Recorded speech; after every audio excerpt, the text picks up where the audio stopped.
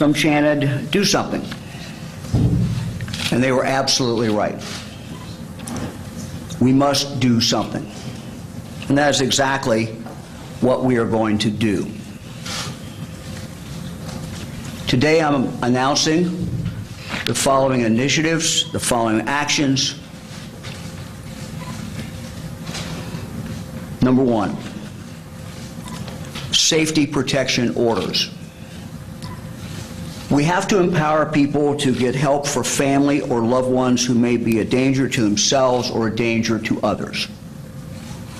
People who have mental health challenges, alcohol or drug problems, have violent tendencies, and have access to firearms. Deadly combination. Police and sheriff's deputies also need to be able to activate the criminal justice system when they find an individual in that situation. When they find someone who is in danger, who is a danger to themselves, or who is a danger to others, and has access to a gun. That's why today I'm asking the legislature to pass a law to allow courts to issue safety protection orders. Now I'm going to explain this in detail, because details are important. These orders, which would be granted upon clear and convincing evidence, would allow the removal of firearms from potentially dangerous individuals and get them the mental health treatment that they need, get them whatever help that they need. Individuals could be subject to a safety protection order if they present an imminent risk of injury to themselves. Suicide, for example. Or they present that risk to another person because of mental health issues, because of drug dependency, chronic alcoholism, or other serious conditions. These concerns, of course, must, and our Constitution demands it, be balanced against the individual's right to keep and bear arms and their due process rights. My proposal will allow the state of Ohio to file for temporary orders. A hearing under my proposal, this ultimately will be up to the General Assembly. A hearing would, under this proposal, be held within 3 days of the filing, or sooner. The individual would have all the traditional due process rights. The temporary order could be granted. A temporary order could be granted if the state shows by probable cause that a person is a danger to themselves or others and has access to firearms. If the temporary order is granted, it would require the person to surrender all firearms to law enforcement.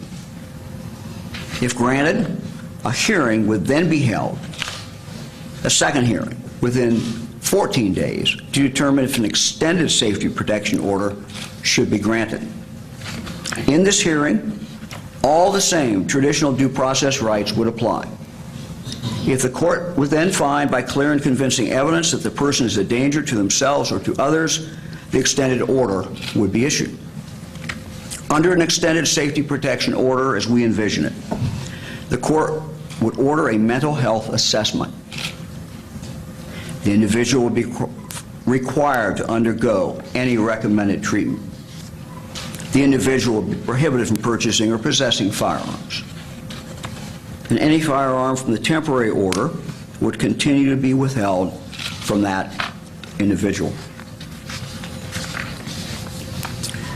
In lieu of law enforcement keeping the firearms, an individual could have them sold on their behalf to a federally licensed firearm dealer. Extended orders would last for a period of 6 months and could be extended with another petition and another hearing.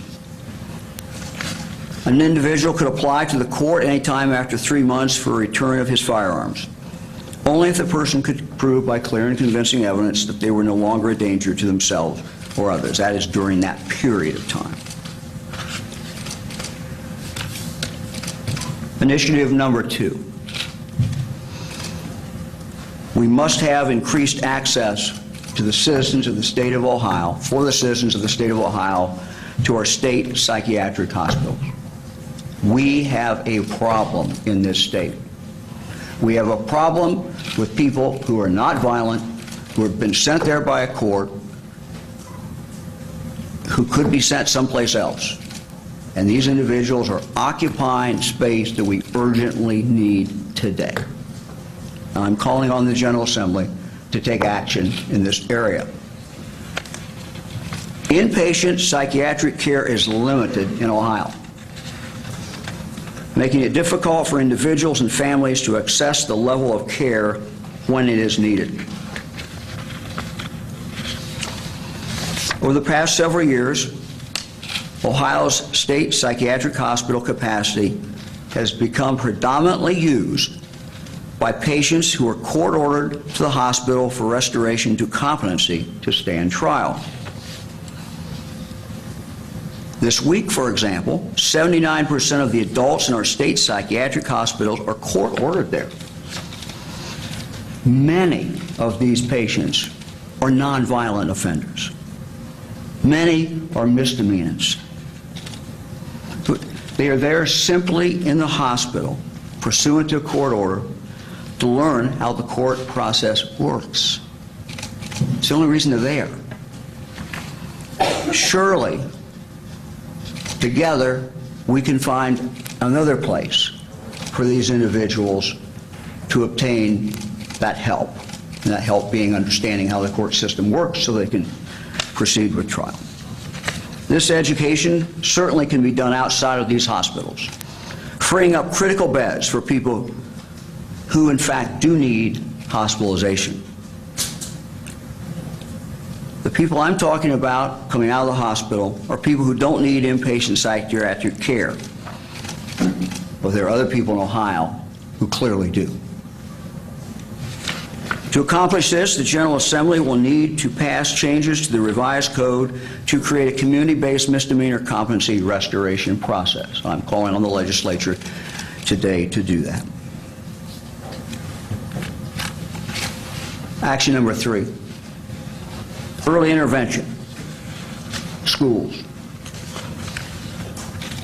We have a serious mental health crisis among many of our children in the state of Ohio today. It is growing worse. So many of our children have been negatively impacted by trauma. The trauma can take many forms. It can be living with an addicted parent. It can be seeing violence on the streets, seeing violence in the home. It can be all the problems that come from horrible poverty. The result is that the suicide rate among our young people today breaks your heart. It just breaks your heart. All the facts of the Dayton tragedy are not yet known, and they will be coming out in the days and weeks ahead. But it is clear that the assailant, while in high school, clearly exhibited antisocial behaviors that should have alerted anyone who knew about them that there was a problem, a serious problem with this high school student. I'm told by the specialists that half of mental health conditions problems start by the age of 14, half, and 75% are identified by age 24. Providing early intervention helps young people recover more quickly and have better outcomes with their education. It helps them build positive relationships with family and friends, and it helps them have healthier lives throughout adulthood. As part of the budget that has been approved by the General Assembly, and I know Senate President Larry Obhoff was here, I was told a moment ago, Thank you, Senator, for joining us. Appreciate it very much. I talked to the Speaker yesterday as well and the two minority leaders about what I was going to present. And I want to thank the General Assembly. Under this budget, we are investing $675 million for what we are calling Wraparound Services. These clearly can be used, and it's our intent for much of them to be used for mental health services for children. These are for addressing social and emotional challenges that our kids are facing, from suicide prevention to the effects of substance use crisis. And all these things, teachers tell me impact their ability to teach the child in the classroom. By providing funds to every school district, these schools can design tailored programs, working with their local mental health providers or other social service agencies to help these kids earlier in life. The earlier that we can intervene in children's lives and make a positive difference, clearly the better it is. Action item number 4. We are also increasing access under this budget, and again I thank the General Assembly, to behavioral health professionals in our schools with $15 million in Medicaid funding to provide telehealth mental health services to students so that no matter where a child lives in the state of Ohio, no matter how remote it is, they have access to high-quality mental health care. This, coupled with the wraparound services, will make a huge, huge difference. Let me move to action item number 5. Communities know their kids the best. The Ohio Department of Mental Health and Addiction Services will be working in a more concentrated effort. We'll be working with communities to increase knowledge of risk factors to help parents identify when their child is showing signs of a mental illness. The Ohio Department of Mental Health and Addiction Services will also share screening tools with clinicians, help connect community-based services, and link parents, families, and schools with proven supports and strategies to manage wellness over the child's lifetime. Item number 6, background checks. I'm asking the General Assembly to pass a law that requires background checks for all firearm sales in the state of Ohio, with the exception for gifts between family members and certain other limited uses.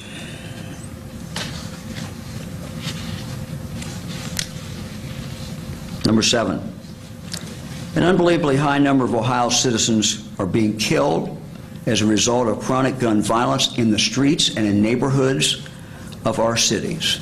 Mayor, thank you for being here.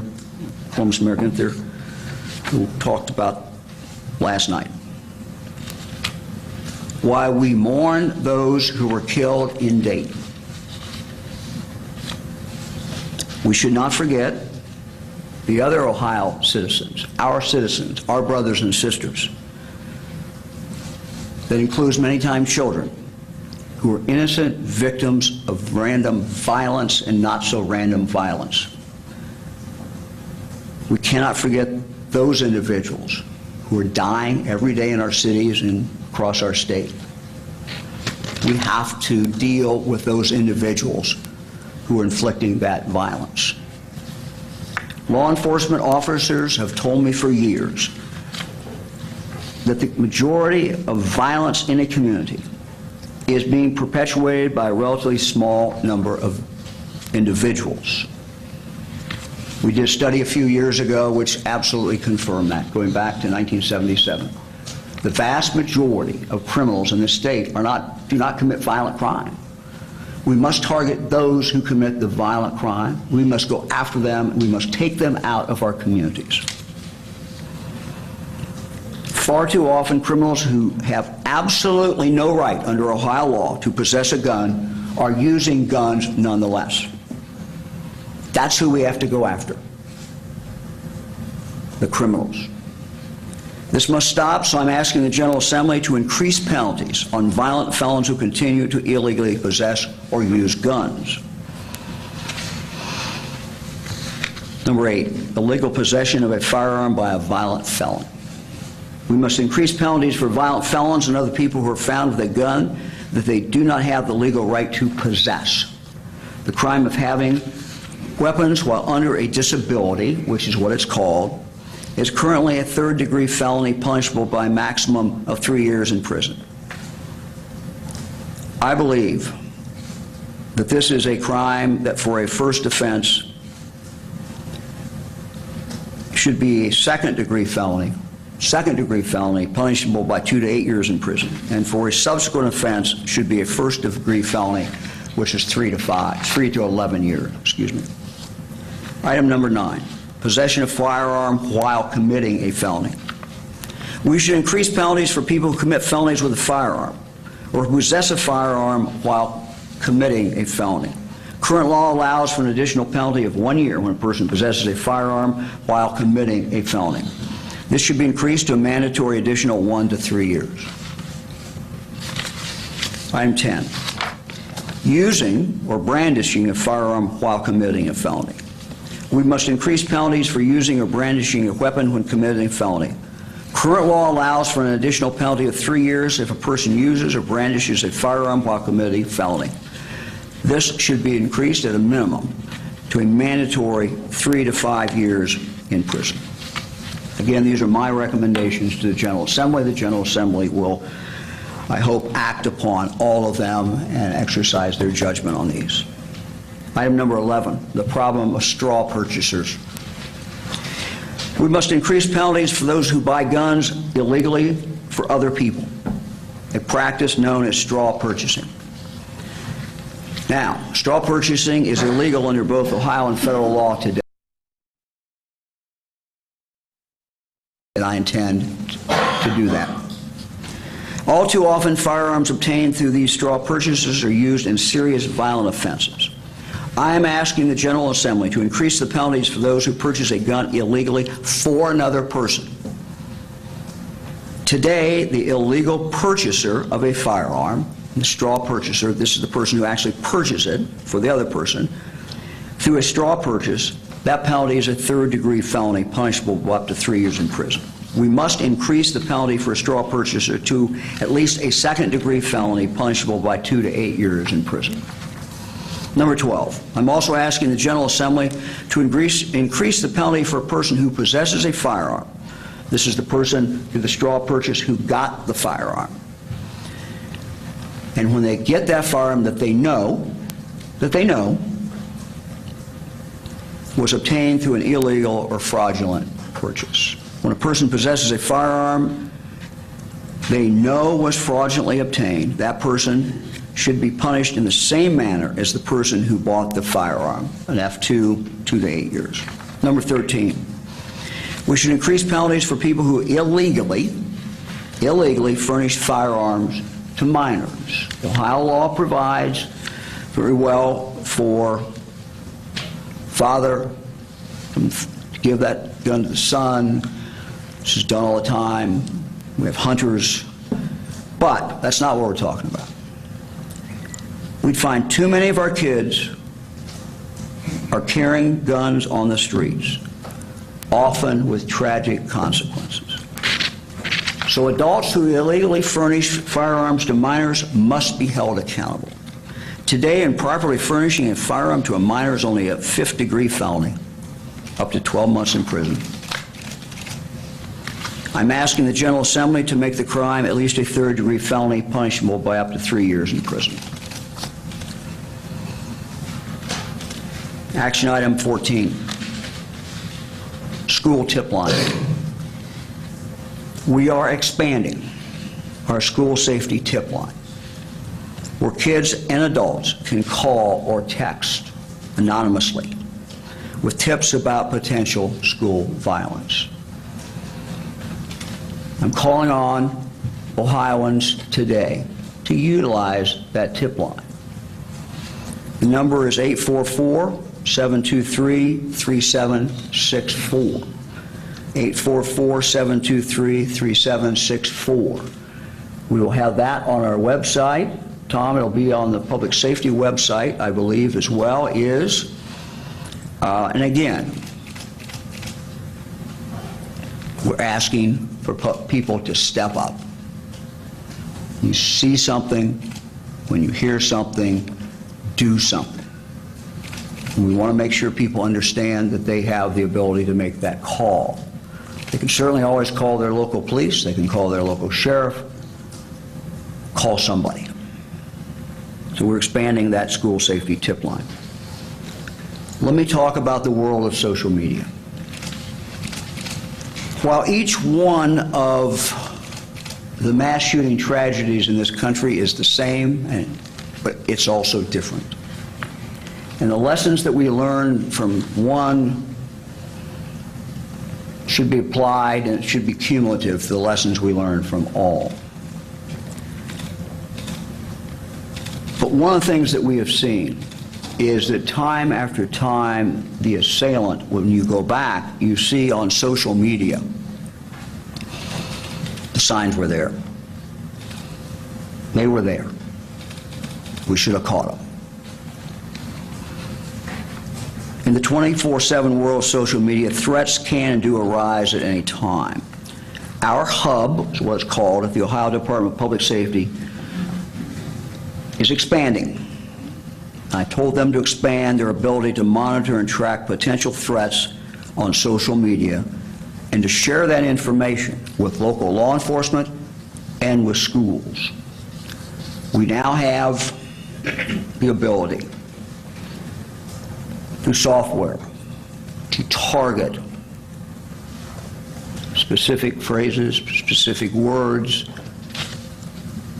This is not that we're monitoring everybody's social media, but we're looking for that sign from that violent offender that might save a life or 10 lives. We will be in touch when we find things with the local schools and local law enforcement partners. Item 16, the budget that was approved by this General Assembly also includes nearly $9 million to help harden soft targets like nonprofits and religious organizations to make their facilities more secure.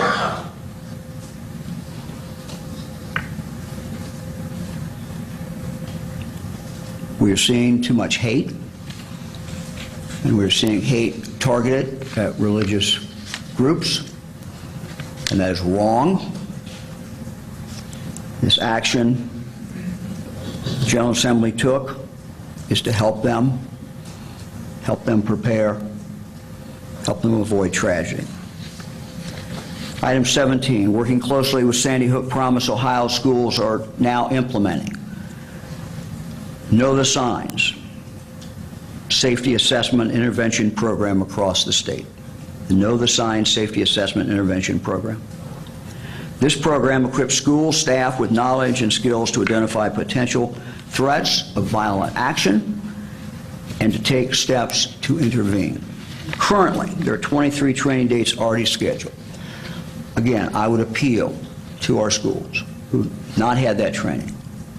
Go out, take advantage of that. Take advantage of that training. I know also that the Attorney General has additional training in other areas that could be helpful for schools. Our state is heartbroken. The fabric of our society has been torn. We are shrouded in deep sadness at the needless loss of lives that occurred in Dayton.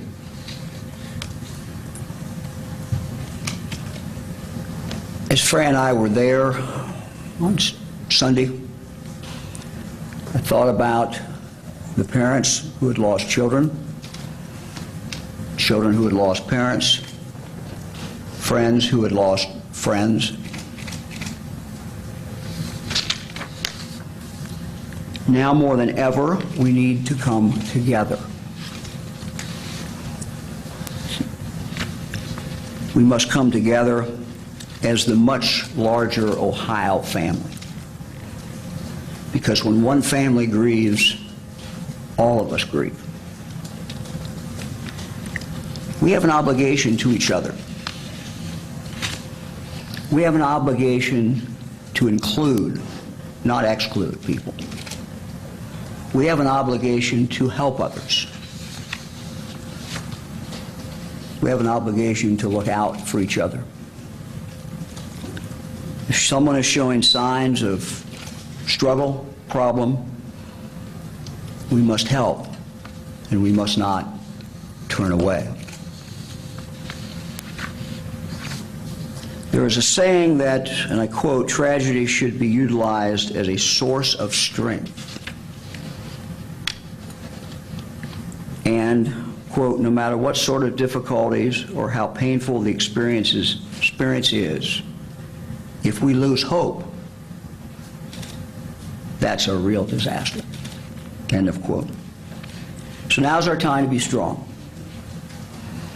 Now's our time as a state to come together. Democrats, Republicans, liberals, conservatives, everybody come together. And I'm calling on everyone to do that. Look, we might have some differences.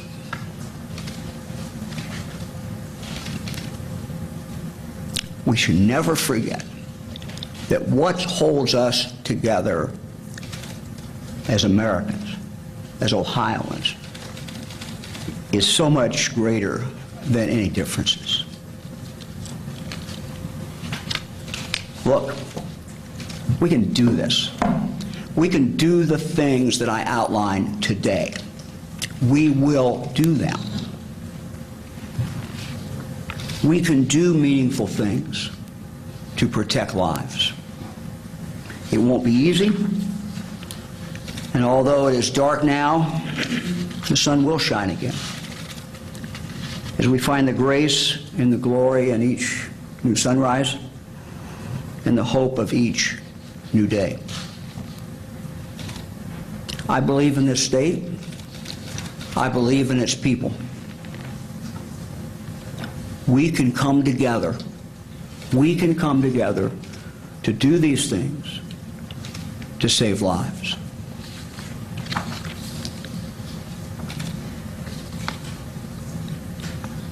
Let me just add, there's no magic about these proposals. There's no guarantees in life. If we do these, there's going to be violence someplace in the country. Well, we know there's going to be some violence. It's the world we live in. We understand. But I can tell you this. If we do these things, it will matter. If we do these things, it will make us safer. Each one of these by themselves is not going to solve all the problems. But I believe in my heart that each and every one of them will help. Each and every one of them will lessen the chance of violence. Each and every one of them will make this a better state and make this a stronger state.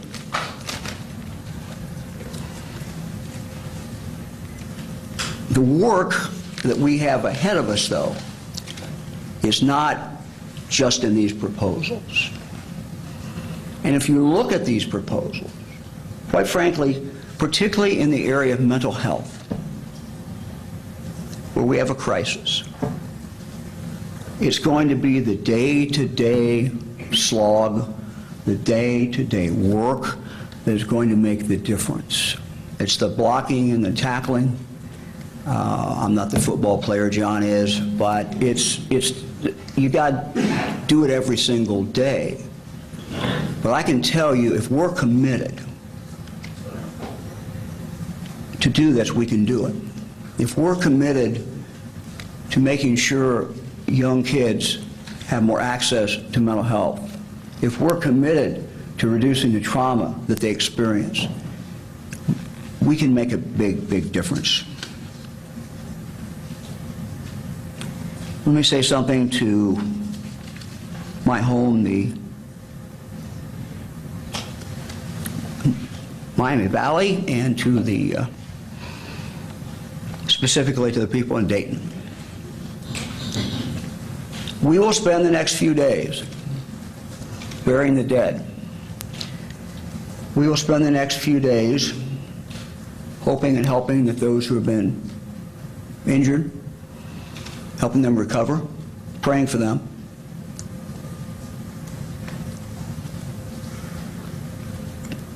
But the people of Dayton and the people of Miami Valley are resilient.